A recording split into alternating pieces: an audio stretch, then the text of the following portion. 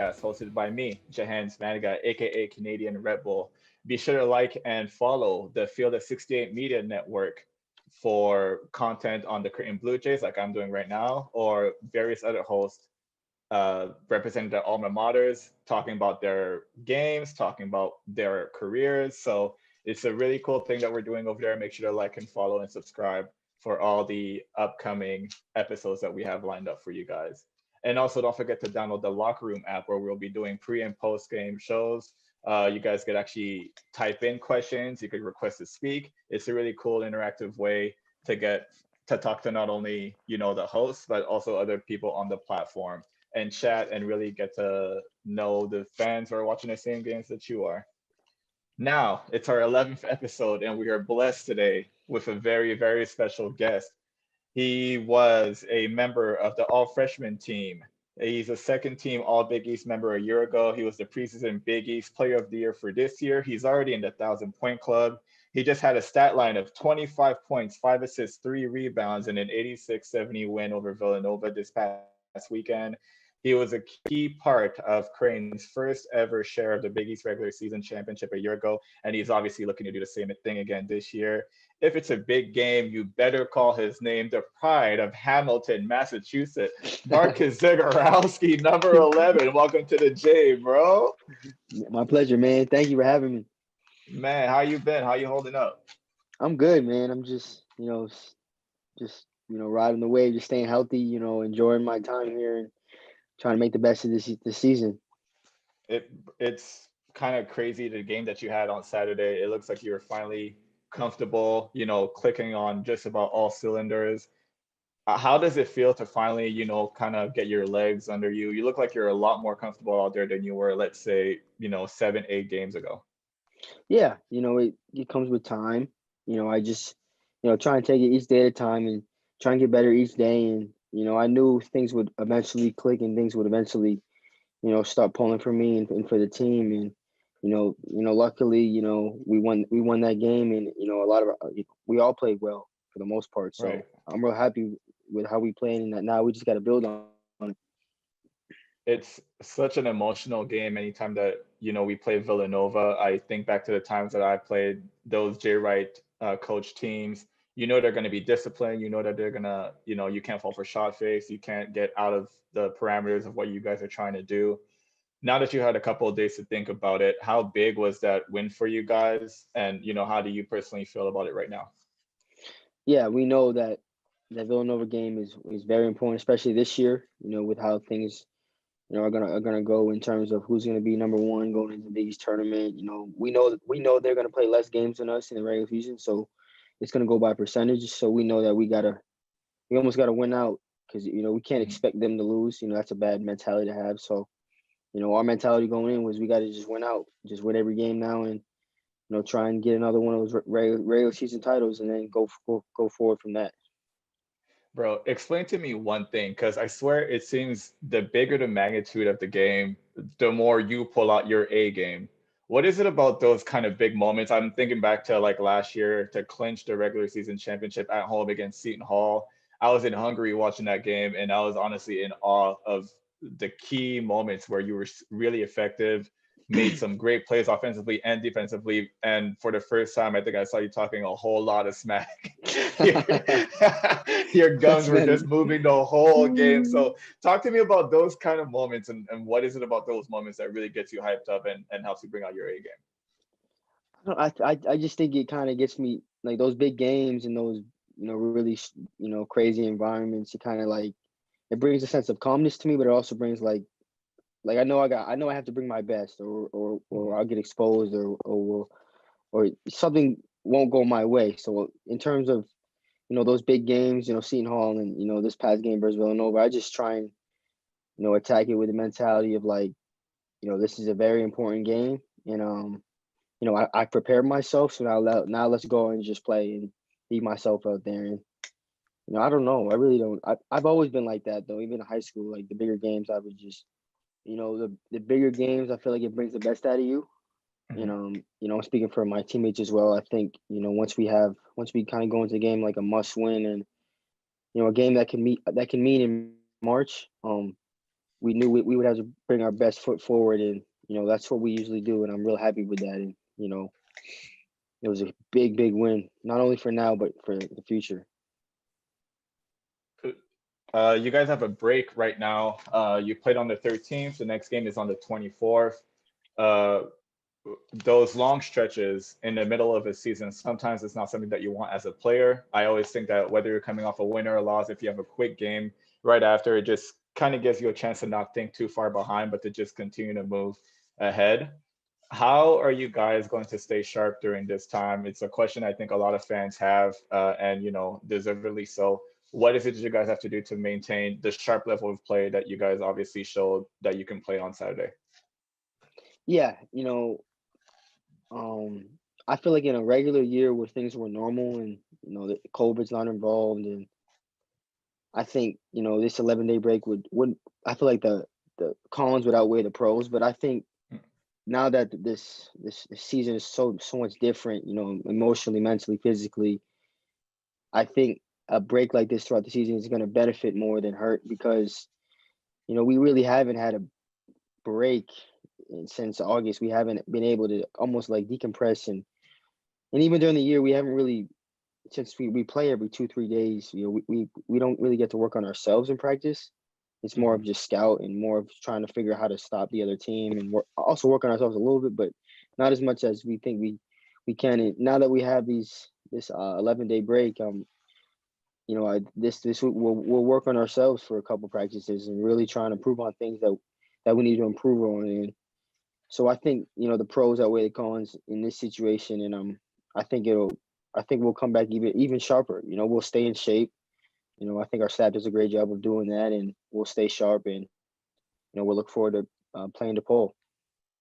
You talked about, in a normal year, there are different ways to decompress. Obviously, with this COVID year, this is, again, like you said, the first time you guys really have a chance to sit down, really recover, get healthy, get everybody on the same page, and, keep the grind going. So what are the different ways that you guys are going to be able to use this downtime? Obviously, you can't hang out with the teammates or anything like that as much as you normally would in a normal year. So in this COVID situation, what are the things that you guys are going to do with the little bit of time off that you have now that's going to keep, off the floor, the guys together and engaged? Yeah, I mean, as of right now, I mean, it's a good time to get our schoolwork going. We've had 2 road trips since school kind of started, and that doesn't help. I know it's a lot of it is on Zoom, but it's good to be able to go to class, getting kind of a routine where like you feel like you're getting something done beyond basketball. And then in a time like this, a lot of guys have little bumps and bruises. Being able to get those figured out and get your body feeling really good for this last home stretch of the season is going to be huge for us. And then also being able to get in some extra work on the floor by yourself. It's so hard to do that when you have games 2-3 days, every 2-3 days. So having this time off, being able to sharpen your skills, being able to sharpen your mind as well, I think it's going to play dividends down the stretch of the season. I want to talk a little bit about your pick and roll partner, Christian Bishop. He's improved greatly this year.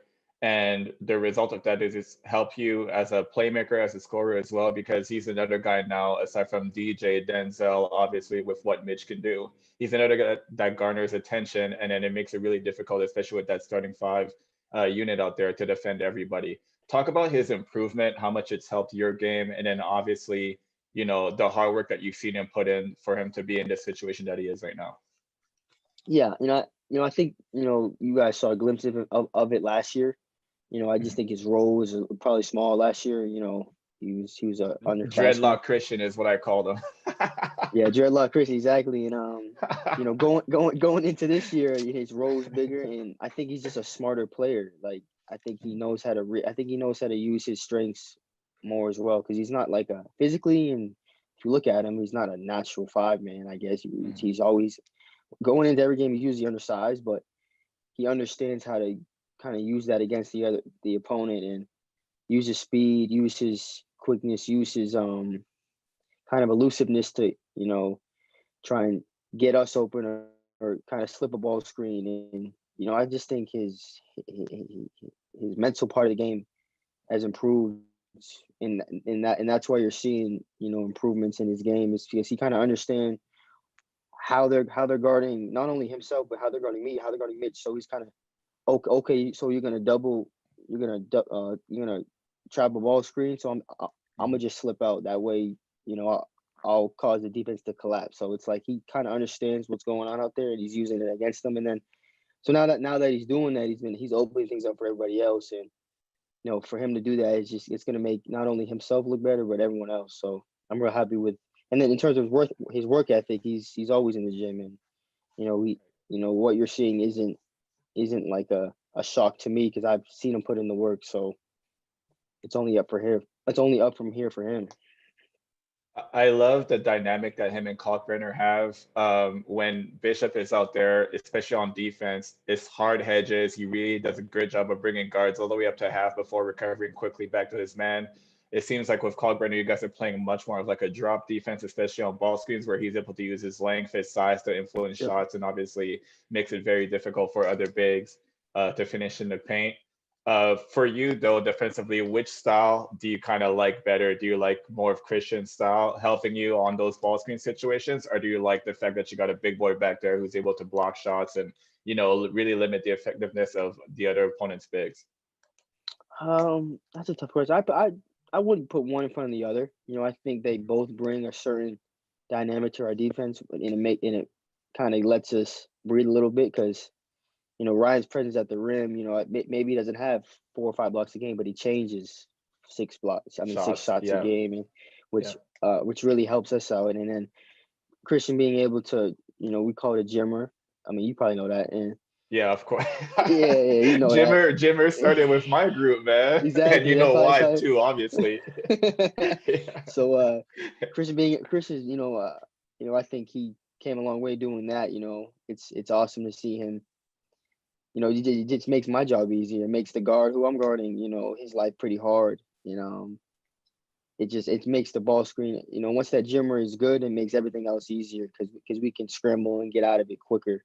And him, and that's it comes back from him using his quickness and speed on that end. For those of you listening, Jimmer is a ball screen that Coach Mack and his staff literally created on the fly the week that we had to play Jimmer for that my freshman year.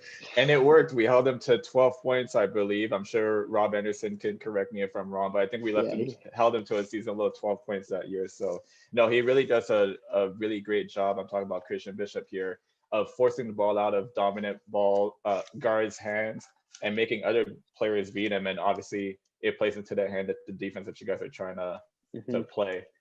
Marcus, you do such a good job of scoring at all 3 levels of the game. It's not only the 3-point shot that guys have to worry about, but it's also getting by for a pull-up or going to the rim and finishing with either hand. Which coach or which trainer, who helps you out with all those individual skills that makes you so dangerous at all 3 levels of the game? Probably just my dad. He's always told me I'm not the biggest guy. I'm not the strongest or even the fastest, but I can work at things and create advantages where I can score at all 3 levels and try and keep the defense guessing. Because as a defender, I know it's tough to guard somebody when I don't know what they're gonna do. Like, I don't know if they're gonna try and go by me. I don't know if they're gonna do a little step back for a mid range, or if they're gonna pull for 3. And I think as an offense, a player being able to pick and choose and keep the defense on their heels and keep them guessing is what's not only going to open things up for you, but it's going to make the defense collapse and open things up for everybody else. And I wanted to talk a little bit more about your offensive skills, Marcus. They were on full display last game, obviously. I think there was a sequence where you went, same foot, same hand layup. Couple possessions later, you had the pump fake up and under, nice little push float. And then I've noticed this about your game. Whenever you start to feel yourself a little bit more, a transition 3 is coming up. And Coach Mack had to kind of rein you in a little bit after you missed it short, I believe. But obviously, once you get going, you feel like you can do anything out there on the court. Where does that confidence kind of come from? I just think it comes from my work. I just think I work really hard, and I think I just put the time in. I think I do the right stuff off the floor. I take care of my body. I put in extra shots before and after practice. I try and get in the gym, every day I can. like I'm being told to kind of stay out of the gym and kind of rest your body. You know, that's when I think I think I have to. You know, I don't think I'm naturally gifted in terms of like physical. You know, my wingspan. I'm not the top. I'm 6'1", 6'2". I just don't have that physical appearance that other players are blessed to have, and I'm okay with that because I know I can make up for it with my work and with skill. And it's a never ending thing. I just always want to figure out ways to find advantages on the offensive end, whether that's using my change of speed or using a fake or using the same foot, same hand layup or pull up three, and just being able to score at all three levels just makes things easier on that end of the floor. We have a fan question on Twitter from Shooter U, and his question is, who's the best trash talker on this team and who's the best trash talker in the Big East? I already talked about your trash talking against Seton Hall last year, but I don't know if you're the best on this Jays team. So who would you say it is? Best trash talker on a Jays team. Think about summertime workouts, one-on-ones, like the guys who really get under your skin, like who really challenge you. There's no one. There's a lot. There's no this past year or my 3 years I've been here so far. Let's go your 3 years. I'll give you a bigger pool to choose from. I'd probably say Caleb. Yeah, Caleb Joseph. Shout out Caleb. Even to be honest, he wouldn't even play, but Preston used to get on my. Right. Yeah, Preston. But yeah, I'd probably say Caleb. Mm-hmm. And what about in the Big East, guys that you've played against, maybe? Or let's just say a team. I don't need you to call anybody out individually, and I don't even want to start that drama. So let's just say a team in the Big East, maybe that you guys just hear a lot of trash talking from just collectively. My first 2 years was Seton Hall, but this year I'd probably say Marquette talks a lot of trash. Yeah, so I love games like that. How do you feel when you're in those type of games where it gets pretty heated? I remember my senior year, for whatever reason, that St. John's team, man, they gave us some fits. We beat them at home, but we lost to them at Madison Square Garden in the regular season, and they were just talking smack the whole time. So like, how does it feel to be in that kind of game? Like for me personally, it like really hypes me up. How do you feel about it? Yeah, it makes you forget about everything else. You just want to. It makes you forget about literally everything. Like what coaches. Not just like not what we always listen to coach, but like you just want to like really prove to them what you're saying and really just try and win, because once you win, you ain't nothing you can say if you lose. So if you win, you can talk all you want. So just be but yeah, I'd say definitely. Yeah. What is it about Creighton that made you want to commit to this program? Obviously, I'm sure you were well recruited. You probably had your pick up the leader of which schools you wanted to go to. But what was it about this program and what Coach Mack has built that made you want to be a part of this family? Honestly, I wasn't recruited I wasn't recruited too late. I got recruited from schools like literally like the June and July of like the end of my junior year AAU season. So Creighton was one of I wouldn't say the first school, but they were one of the first schools to really offer me a scholarship. And I actually remember watching them play Villanova in 2016 on TV. My dad was like, this is before they even like taught. I didn't even know who Creighton really was. I didn't know where they were in, but the way they played it was fast. They moved the ball, like they made threes, and they just really it looked fun out there. So I was like, man, like that would fit my play style. But I don't know if I can play at that. Like, I mean, I knew I could play at the level, but it just wasn't real for me at the moment. And then a year later, like they offered me a scholarship, and I just kind of fell in love. I fell in love with it, and I took an unofficial and then an official, and just what Coach Mack, he didn't lie to me. He wasn't one of the coaches where he's like, oh, you're gonna start, you're gonna come in and play right away. I didn't want to hear that, because I knew that's what I since my brother went through all this recruiting process, I knew, I had a good I just had a good gist of what was true and what was not throughout the process, and I knew he was being honest. He just said you can come and work, and through your work you earn what you deserve, and that's what's been my whole life, is you get what you deserve. And so and that's what Matt told me, and I remember. And I just, on my visit, I fell in love with it. I didn't want to go to a big school. I wanted to go to a school that really supported the basketball team, and that's what Omaha is. We're like the professional team out here. That's how much Right. love we get out here, and it was probably the best season I ever made. Honestly, yeah, I couldn't find a better fit. That 2016 team, when you had that first impression of the Jays and how fast they play, was that just Dustin Patton, Yes. Kyrie Thomas, Marcus Foster, Walt? Was it that group of guys? Okay, good, because Yeah. we just had Marcus Foster on the podcast last week, and I told him that was really one of my favorite teams to watch. Obviously, since I've been a fan after graduation, I try my best to stay up and watch you guys play, bro. That team was Yeah. electrifying. Sometimes you just never knew what was gonna happen. Like on any given Exactly. possession, something crazy could happen. Exactly. And I remember watching it, and then it's cool to think about that though. Like in the past, it's really interesting. It's going to be even crazier once you graduate and you look back at the future teams. Trust me, I'm over here on this side now, and I can't believe how much I'm still in love with just simply just watching and cheering the guys on. I'm yelling at the TV at 4 o'clock in the morning on the other side of the world. So yeah, Awesome, man. it's crazy. So you have a twin brother, Max. Obviously, we all know your older brother, Michael Carter Williams, NBA player in his 8th year right now, if I'm not mistaken. How crazy and competitive were those pickup games or one-on-one games growing up?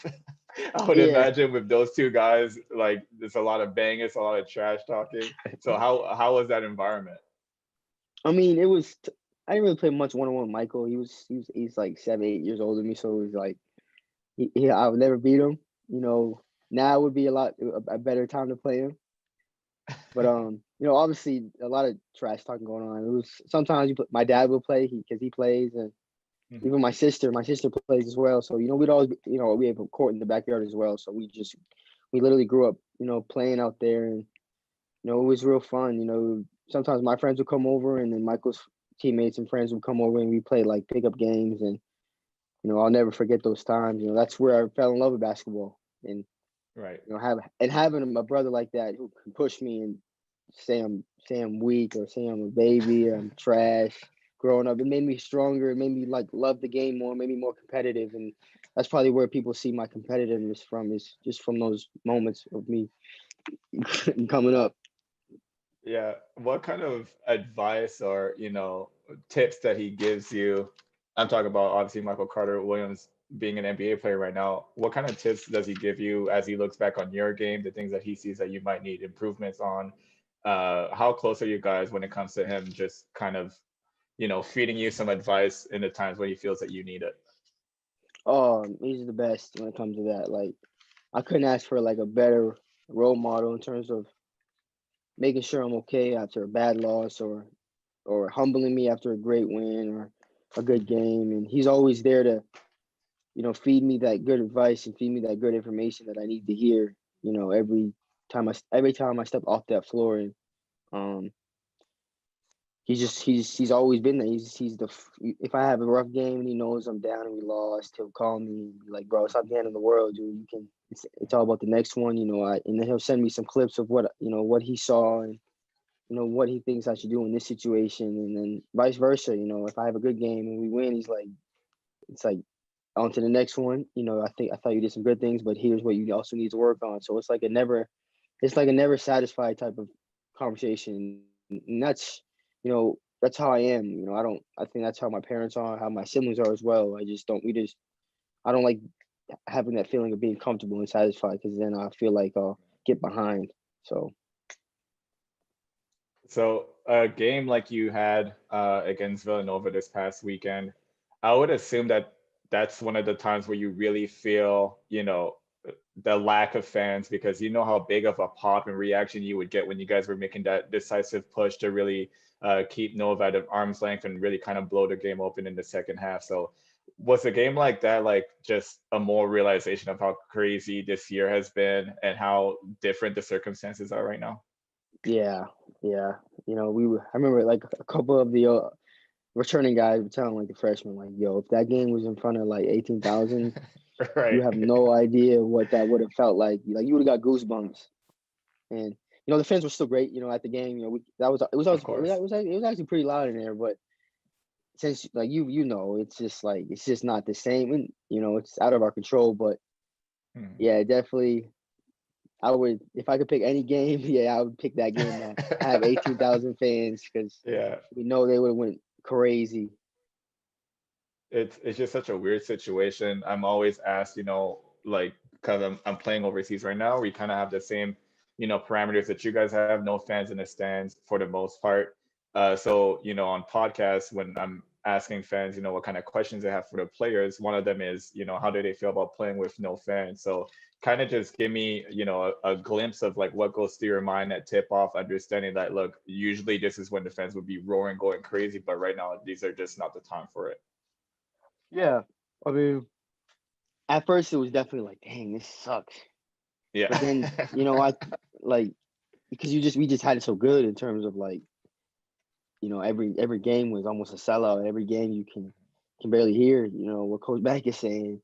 And now that it's different, we don't have but then I think me and everybody else kind of fixed our mindset and like in terms of being like grateful we can play. And like my twin brother plays in New Hampshire and his season got canceled and he hasn't played a single game and they've been practicing since like September. So like there's no reason for us to hold our heads or not try and still seize the moment and still try and enjoy this and be grateful that we're able to play because not everybody else is is doing what we're doing and able to and being able to play. So and we still get 3,000 fans. Like a lot of like every time we go on the road, it's like there's no fans. Yeah. There's Empty. we're Yeah. we're in the practice gym and so it's like damn we have it good here. So I just think it's fixing that mindset of like being grateful and not trying to like dang we like not having that mentality of what could be instead of just like what is. When Damian Jefferson was on the podcast, he said that you just have no excuses to not hear Coach Mack right now because you can literally hear Oh everything yeah, that yeah, he's yeah, yeah. Even like talking on defense, like how sometimes saying. Right. they be saying we want to hear like oh now man they can hear us now. Like we either be quiet, Right. or we gonna be loud. Like Exactly. they know who's talking. Even on film, you can hear people. You can hear Mhm. everyone talking, and if you're not talking, like in the past, you'd Oh, be like, "Nah, so I was is talking." that a thing that You know what I'm Coach Mack saying? has been using for real? Like just watching the broadcast to see who's actually talking? Because as a fan watching on TV, you can actually hear some communication over, the announcers and stuff like that. So does Coach Mack actually use that on film against you guys right now? He does it because when we watch film, it's on mute. But like he Yeah. definitely when he watches it himself, he definitely like because he'll bring it up like you got to talk more in defense. Like Right. I can't really say that last year because I was like, Coach, I was talking crazy. Like just the fans were so loud, but now you can't say that this year. There's no excuse. Like yeah, DJ's right. There's no excuse. Right. So last questions before I let you go. Again, I really appreciate you for taking a little bit of time out to chill with your boy today on the podcast. Hell yeah. I can't leave without asking you, how far do you think this team can go? Obviously, you know the history of Creighton. We've never made it past the first weekend. Hopefully this is the year to do it. I honestly thought last year was going to be the year to do it. Obviously, COVID ruined all of that for us. So how far do you see this team going? Obviously, you're an integral part of that. Yeah, I mean,